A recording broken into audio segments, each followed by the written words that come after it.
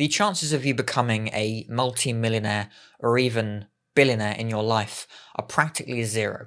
If you look at the actual statistics, there are barely 1 to 2,000 billionaires and multi-millionaires in the world out of billions and billions of people.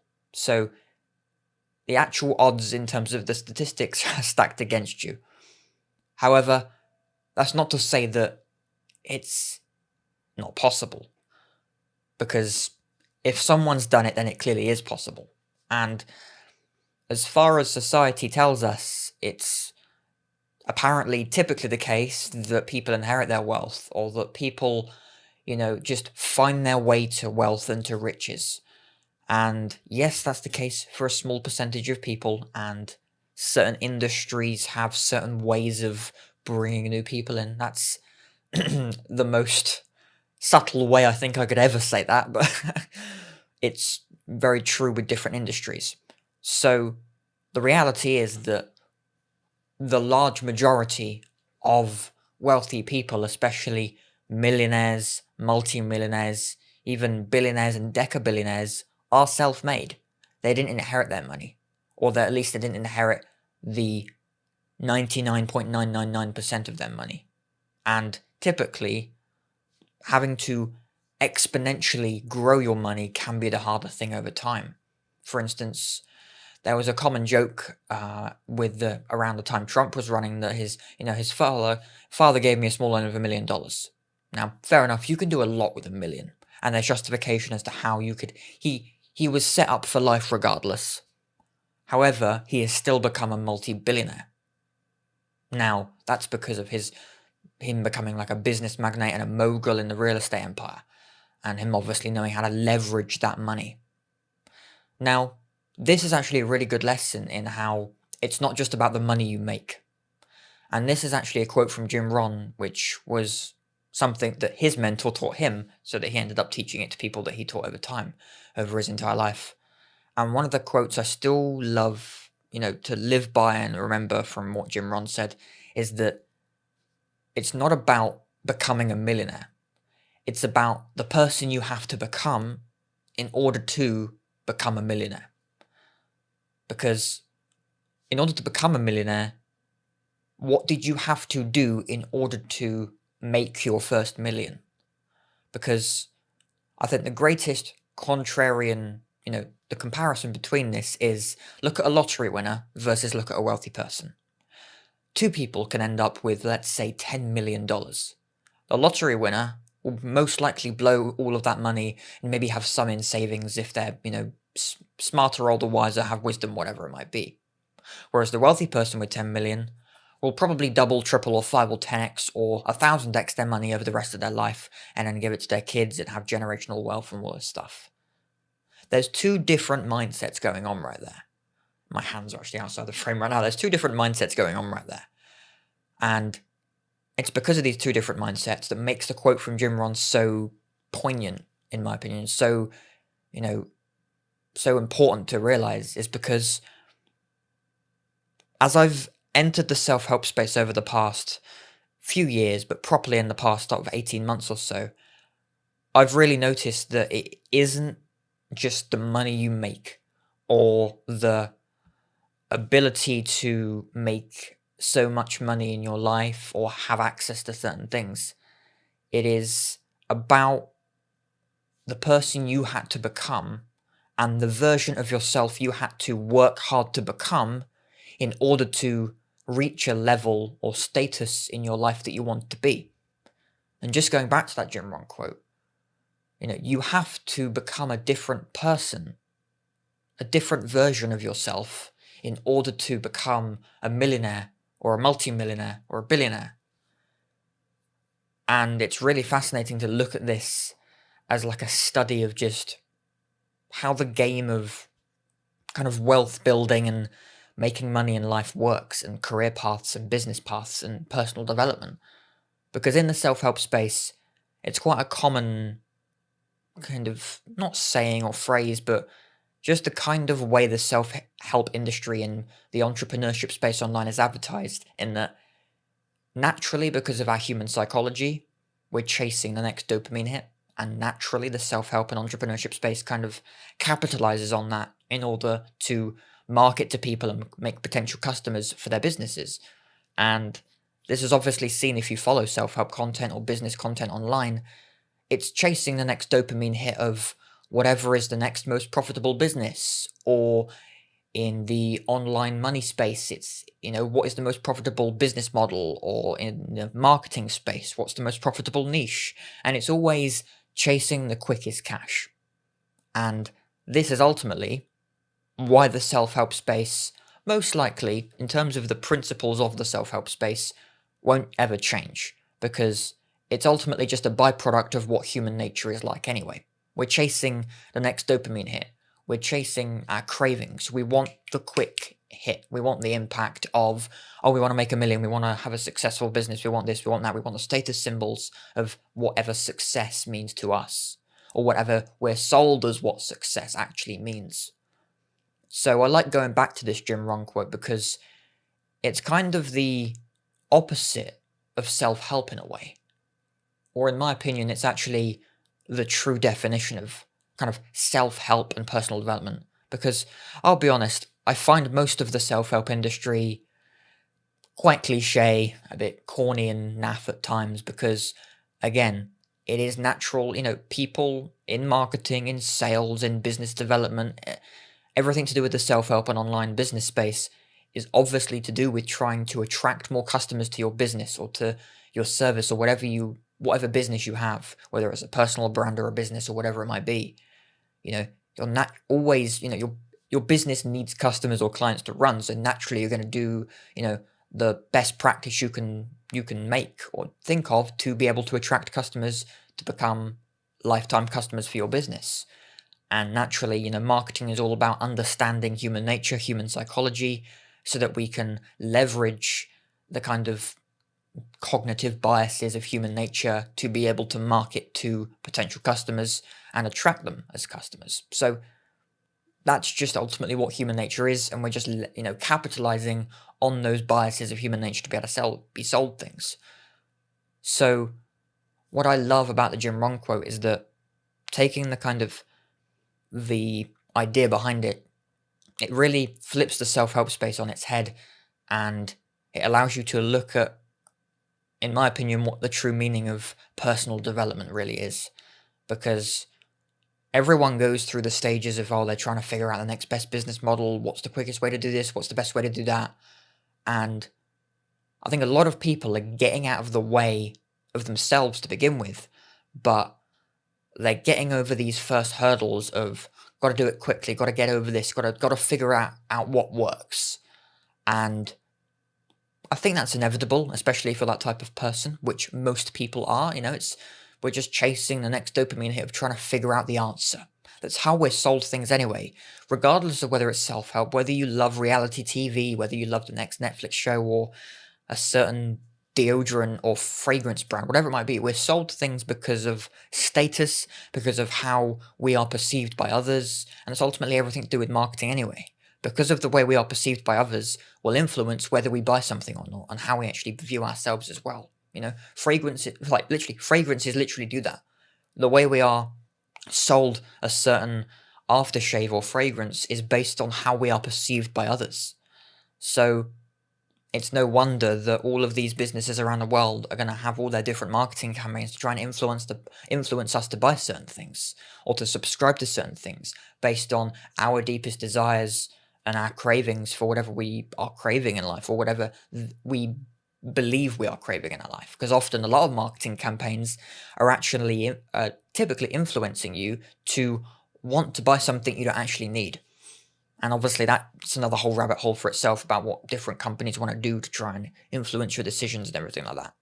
But again, just coming back to what Jim Rohn said and what his mentor told him, is that personal development, I think, truly is about going over these hurdles, because the progression, the process of what it takes to become the type of person you see in your head as who you want to become, that is the goal. The goal is the process, and it's flipping the self-help space on its head, because naturally the self-help space has all of these personal brands and all of these businesses promoting a lifestyle, a dream outcome, promoting the best way to make X or Y amount of money, and what the best business models are, what the most easiest business models are. And to be honest, I can't blame the self-help space because it's naturally reflecting human nature and what we're like. And in fact, one thing I do like about the self-help space, and not even necessarily the self-help space, but kind of the online money space, is that, especially for younger guys, over time, and this does take time because human nature it progresses, it's generational, is that I think we are seeing a shift in what it does take to actually change how we are influenced. Because naturally, yes, we're sold things based on how we perceive them. We are sold things, we buy with emotion and justify with logic. So we are sold things based on the perception we have of how others perceive us, or based on the desired outcome we want for ourselves, which is still typically, in most cases, based on how we want to be perceived by others. So I think over time, we may end up changing not how we're sold things, but in the self-help and business space, it is ultimately about trying to just improve your life. Because yes, naturally, a large part of our lifestyle and the reason we buy things will always be because of how we're perceived by others.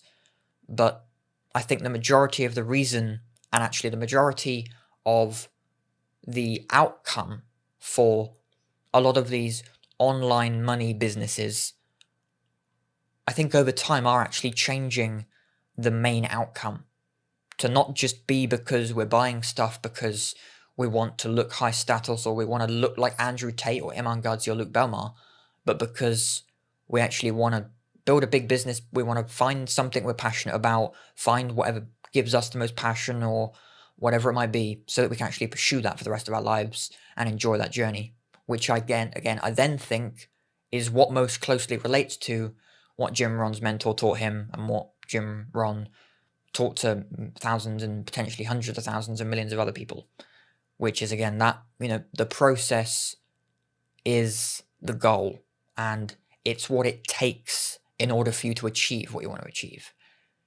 It's not about becoming a C-level executive at a multi-billion-dollar company or building your own billion-dollar company or building the next greatest whatever company it might be or pursuing whatever you're trying to pursue. It's not about the outcome. It's about what it took to achieve the outcome. Because I think it's like there was a Chris Williamson, if I can get his name right, there was a Chris Williamson short. There's been many of them floating around the internet, especially on like TikTok and shorts and YouTube shorts, in that it's like the Michelangelo effect. And it's the same for relationships as well as our personal development. Like in our personal development, we ultimately have to be slowly carved and, refined throughout our entire life, in personal life and in business life, in order to achieve what we want to achieve.